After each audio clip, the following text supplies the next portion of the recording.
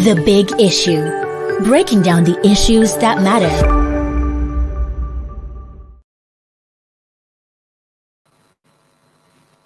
Hello, good evening, everyone. Welcome to Leadership Podcast. It's another edition of The Big Issue. And without taking much of a time again, let's go into the very big issue of the day, which is what INEC should do differently in the next coming governorship and state assembly elections. As usual, I'm your regular host, and with me here in the studio, our in-house analyst. We have Silas Ezebu and Chibuzo Kaido. Thank you very much. Well, today, the Independent National Electoral Commission met with its Resident Electoral Commissioners in the states. And the meeting had to do with the reconfiguration of the beavers and efforts to actually improve on the electoral process ahead of the governorship and state assembly election. Well, the commission assured that it was going to try as much as possible to improve on the elections that are left to be conducted. And of course, the commission obtained a ruling from the Presidential Election Tribunal sitting at the Court of Appeal to reconfigure the beavers ahead of the poll and giving reason for most of the challenges they had in the Presidential and National Assembly polls. INEC chairman said it was due to the fact that in trying to reconfigure the beavers, about 100 and something thousand beavers from the, how do they call these elections that were held apart from the National Assembly election, off-season election, that to reconfigure the beavers from off-season election where it has to do with just one state to a general election was the reason why the machines malfunction in the National Assembly and presidential election. And today's meeting is borders on effort to avoid a repeat of what happened in the last election. Silas, what do you think the commission really need to do? What it should do different to get it right this time around in the governorship election? Thank you for that question. The fourth lines in the judicial election and the National Assembly elections of February 25 are there for everybody to see. In fact,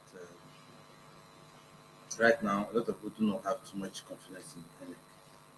It's operational capabilities and its impartiality and so on. So people fear the worst too. Okay. But first and foremost, INEC must get its officials to report for duty on time. If you look at in 2000 that built up ahead of the election, the kind of skin contest that was going on there, the enthusiasm of new voters to engage the system, we were expecting to see like 50 million Nigerians voting. Where since the number of voters have moved from 80 to 90 something million, we expected to see more people voting, with all the enthusiasm, with all the contestants and all the issues on the board. But by the time the elections were done and dusted, we already had 25 million voting. The last time, I think voting won with like 12 15 million. Now I don't know what some are winning like 8 million, declining even further. So, if something happened, the INEC officials coming late, helped to reduce the number of people who could vote. A lot of people got tired of waiting for hours and left to went home. I want to do that things. They couldn't vote, they were frustrated from the system. So That is one aspect. If the elections are supposed to start by 8:30 a.m., at least those people coming, they should plan it to be there by 7 o'clock so they can set up the system and start immediately 7 p.m. So people can do it and then know that they don't have to spend a whole day and some people voted till midnight the next morning to cast a ballot. It shouldn't be so. Okay. So that's one thing they must do. Let them come on time. Let them also be whatever the thing they can do between now and that time. Let them retrain whatever instruction to give them to be conversant with the machines. Some of them could not operate the machines optimally, leading to a lot of delays and come back and forth. And another thing that a lot of them came to work that they without the necessary materials. People who are queuing were running to nearby shops to go and buy ink, buy other materials, you know, to to help INEC, which are the which are the officials who are run out of ink or paper and basic things. So let deployment of material, staff of material be optimal for selection so that INEC can begin to restore the confidence, ignite the confidence of Nigerians in its operational capacity and impartiality. Also, maybe I should allow someone to talk, but also No, you it can. should You it can. should also follow its guidelines. If they are supposed to transmit electronically as the law says from the polling units level, they should go ahead and do so. One of the most critical points of this last election was that NEC could not transmit polling unit results direct to direct portal for real-time viewing, and went ahead to collect the results manually. So if the law says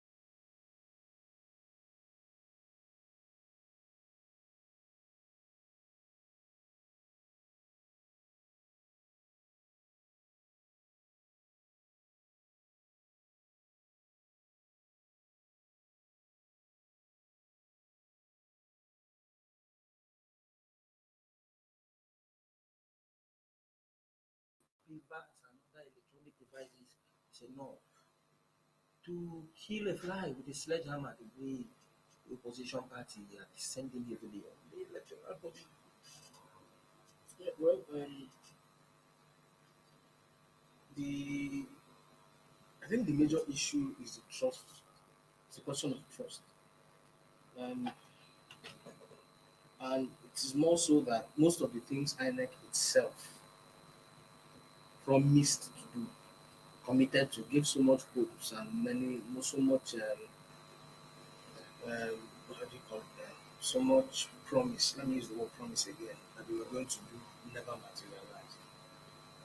So when you are dealing with an issue this sensitive, you don't expect the opposition to just take it lightly, particularly when there's a perception of you know um, uh, willful or deliberate undermining of the system.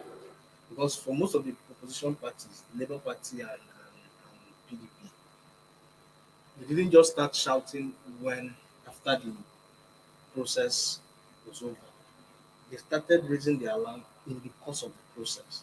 And so they felt, okay, if we noticed a couple of things not going right while the process is still ongoing, and, and the Electoral Commission has the power to review as they go along, why didn't they at least pause, review those issues, and then clarify if there's a need where there's need for clarification? But the INEC chairman just kept saying, "Oh, go to court. We're going to go through with this. Whatever things, We'll review whatever afterwards." problems we have, the court can take it on and all of that and all of that. So these are really deep trust issues. So I don't know how the commission is going to do that between now and when the governorship elections happen. Because no matter what INEC, to a large extent, no matter what they do now, that weight of suspicion is there. It's not going to be light. It's not light. It's heavy. So even if they put out their double checking and suspect, and you see, a body like INEC is like a referee. Once there's a sense of partiality on the part of the referee, forget it. It's going to be tough for the other side, the side that is on the receiving end, to ever accept anything credible about it. We saw that happen with Maurice Wu when he was INEC chairman. At a point, nothing he did ever, satisfied the position. And unfortunately, this is what we're likely going to see going into the governorship election. It is sad, but that is the reality on the ground as we speak. Well, Silas, you've heard what Chibuzo has said, but I think we can actually give it on the part of the commission that it is making every effort. Because first of all, the step was that it invited all its reps across the state to come, sit down, and brief the chairman on the ongoing reconfiguration of these beavers.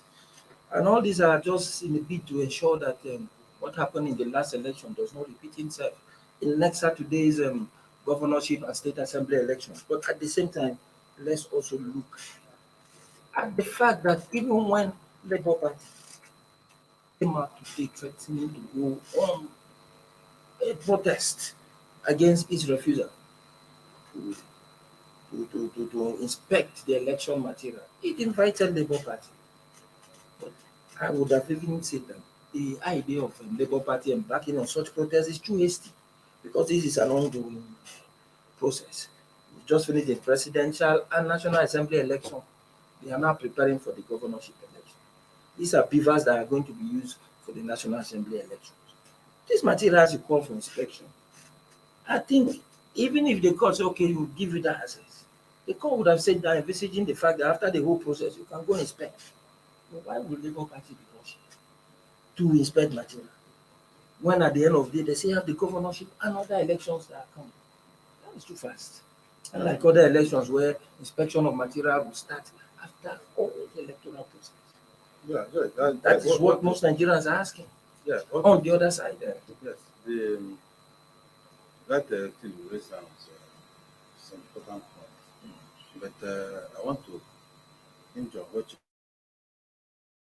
issues now around INEC, INEC chairman, INEC officials, INEC as a body. everything about INEC, even the name INEC itself. Everything about it is now questionable. If you look at INEC with a lot of suspicion, people say something about wasteful undermining of the process. Some people has called to say this was sabotage. But then deliberately. If you Those are expressions of the opposition. yes. And then yes. And PDP, okay, one of them has made several statements saying that INEC deliberately plotted to undermine the process. Well, I don't know whether it's true or not. Yeah. That's what they feel from what they have seen. Now, I don't speak for Labour Party. Not that I'm a member of Labour Party, but Labour Party might have been egged on to look for that out of this because of this lack of trust in INEC. Okay, so one beaten to his head, shy. Now, first of all, ahead of this election, eh, it was never stated publicly by INEC that after the first tranche of election, that they were going to have to reprove the papers. I don't remember ever hearing any INEC official or statement or anything refer to the fact that after the presidential elections, they will need to recover the paper for the next election. And even if you watch what happened immediately after that first election, they didn't quickly go because if it was their process, normally they were just coming out without even looking for a court order. Okay, but for them to now go to court, people began, and those who have contest against what they have done begin to suspect that possibly they want to hide evidence. In the minds of many people in the opposition, on the other side, they are crying foul wolf that this, they want to hide. Because once they confront something like a phone or something, they're likely to wipe away, data that was important. So they want. So Labour was possibly trying to get access to some of those items before they could tamper with what they think is their evidence. So I'm just thinking what is motivating Labour to see want to see the materials ahead of it. And remember that the court granted this leave to Labour since last week, and the INEC did not hasten to abide by it until Labour now decided to threaten to go and occupy the office. So even that reluctance, on the part of INEC as a referee, it should be seen to be impartial, should be seen to be serving the Labour, the PDP, the APC, the ADC, the YPP, all of them equally. But they'll be behaving, this body language is showing it off as if it's a government party, part of the government party. And that's why Labour is rushing to say, okay, let us see this thing before you delete things from there. So it is just as Joe said, a lot of trust issues between the INEC and the opposition parties who are not happy with the way of the election. If not, the next thing we are going to finish the election, then give everybody access to the materials to inspect. And that is why it is really worrisome that institutions that ordinarily shouldn't be questioned about their, when it comes to their credibility and capacity and competence to handle sensitive issues like elections. Considering how touchy elections get in Nigeria, they shouldn't get themselves into this kind of awkward position in the first place. Yes. All of the talk about inspecting electoral materials wouldn't have come at all if INEC had kept to its promise. Now, I'm not going to do the legal thing, whether they are legally bound to upload or not and all of that. I'm talking based on what they promised to do. And they had 4 whole years to prepare for this. They were given everything they needed to do, to ensure that all of that, all that had to happen. They were also given I'm sure they had access to the best minds. And then some few months to the election, they even said INEC said they are fully prepared. They even did the mock exercise, Exactly. and they said it was okay. And I'm also sure they had access to the best minds in the tech industry to ensure they stop hackers and all of that.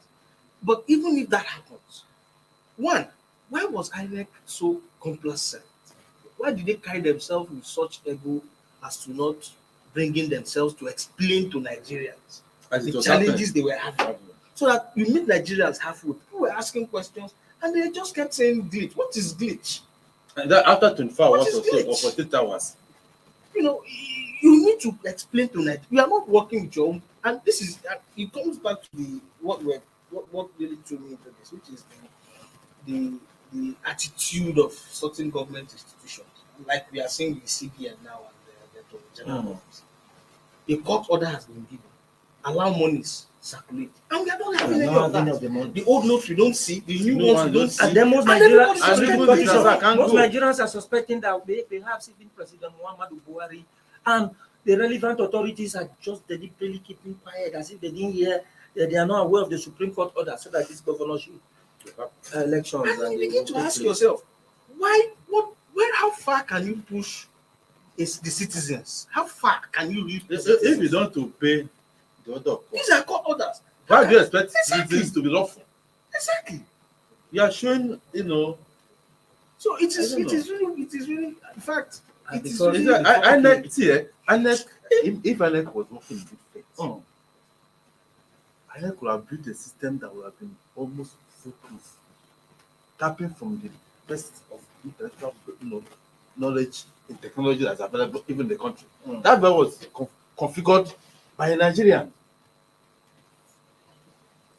6 months to the election, they took him out of the system and sent him to an executive secretary somewhere in Enugu. How can you send your best brain, better designed than you are using, out of the system? So that if you were there, at least if there's a problem, we know how to handle it, because he originated in the first place. If it's about hacking, because I've had some narratives about they were trying to hack the system, blah blah blah. There was also an attempt to hack the system in 2019. There was also an attempt to hack the system in 2015. I remember vividly. And INEC said, You build a we capacity got against it. so attack, but we were able to overcome it. We had our, and we went ahead with our own. So what has changed this time? Why is it that even the one of National Assembly they were able to play that one and one of And that of the so president. George, too many I'm just mentioning and- to show that these are things that created the trust issues that is making the Labour want to look the for those point- things the now point- before they the buy point- them up. The point you also itself is very salient, because if you check, do you know this lack of cash contributed in causing voter apathy? Exactly. Because if you check, this election, according to records and data, has gone down as the election since the return of democracy in 1999 that recorded the highest level of voter apathy. No, Because people didn't turn out. I don't want to agree to this. Because they really, No, listen, Yeah. the figures INEC is giving, Mm. do you trust the figures? That's what we need to know. First of all, we saw a lot of videos, people try to want to vote, and a lot of trying to refuse to turn off. And you say places where people was night out. I don't know how widespread it was, but there was a lot of complaint about vote suppression across the and the Senate. rest. Before it increased, but now it's vote suppression. Look, George, I said it on studio last time I came, that PDP, which is opposed to Labour in this election, said in their situation room, I have the video somewhere, that in their situation room in Lagos, that Labour got 983,000 votes, and it was recorded for them only 500. Is that the so we need to know exactly in Port Harcourt too. People are saying what happened in Port Harcourt, and across even in George, they're talking about 1.something million votes, and they're only funded. So I do not believe that people didn't vote because of cash. I believe that, like we saw on some other videos, that the electoral officials just allocated figures the way they wanted to allocate it and let it pass. So that's why we need a forensic audit of the vote cards, the election material, and accounting it, so that let us know exactly what happened. INEC need to be audited. That would be quite for both a technology operation and everything they did in that election, because they're spending government money. That is the money, that's money of all of us and other Nigerians. So they need to account for how they did this election in terms of technology, in terms of operation, in terms of everything. That forensic audit needs to be done, so I could know what's happened. I don't believe that people didn't come to vote. I believe that people voted, but that votes were suppressed. That's what I believe personally. And a lot of people are saying so elsewhere. Well, it's a good thing that they come to court, and it's a good thing that all of the aggrieved appear to say, okay, let us take this before the court and allow the court to. So now, and this is where it takes me back to this issue of not respecting government institutions on the one hand, and government institutions not respecting itself and abiding by what its responsibility, constituted authority, respecting. I want to believe that now that they've gone to the judiciary will be on trial by virtue of what we are seeing playing out now. it will definitely be on track because all eyes will be on the judiciary. So all the judges that will be handling these cases, it will behove on them to weigh, all of their years of practice on the balance as against the expectations of the Nigerian people and the weight of evidence that were presented before them. So, and of course, the international community is naturally going to be watching. But we want to believe that they have to ensure that they don't put themselves in a position where they have to give orders and the people who ought to execute those orders are not doing them. And I go back again to the cash issue. How can the Supreme Court give an order and then the CBN and the Attorney General don't seem to be doing anything about it? We don't have the old cash. We don't have the new cash. Everybody, the effect that yes, people are just have, carrying on as if we've seen the Supreme Court directive, the order, and we abide by people are it. just carrying on as if you go to the streets. You go to the streets of Nigeria today, and you see a sense of, I don't know, a sense of giving up, despondency and angst. And people are just so deflated and angry and wondering what is going on. So, well, that is the much we can take for today's edition of the big issue. The mood out there is not quite well, and of course, coupled with the idea that the opposition parties are questioning the credibility of the presidential and National Assembly polls held on the 25th of February, 2023. And we just hope that this time around, INEC will do it differently. They say once beaten, twice shy. It is left for INEC to use the governorship and state assembly polls to make the difference, to prove to Nigeria that whatever impression they have about it is not actually the way it's supposed to be. Well, the ball is in the court of the electoral umpire to do it differently and prove everybody that has accused it of impartiality, prove them wrong. Well, it's an unfolding event. In the coming days, we'll see how it plays out. Thank you for keeping tab with us, and of course, I'll thank our in-house analysts for addressing the big issue. Join us same time tomorrow for another edition of this program. Have a wonderful day. Thank you for watching. For sponsorship and advert placements, please contact 080-3688-6158. Last Word Leadership Podcast Studio. You have the last word.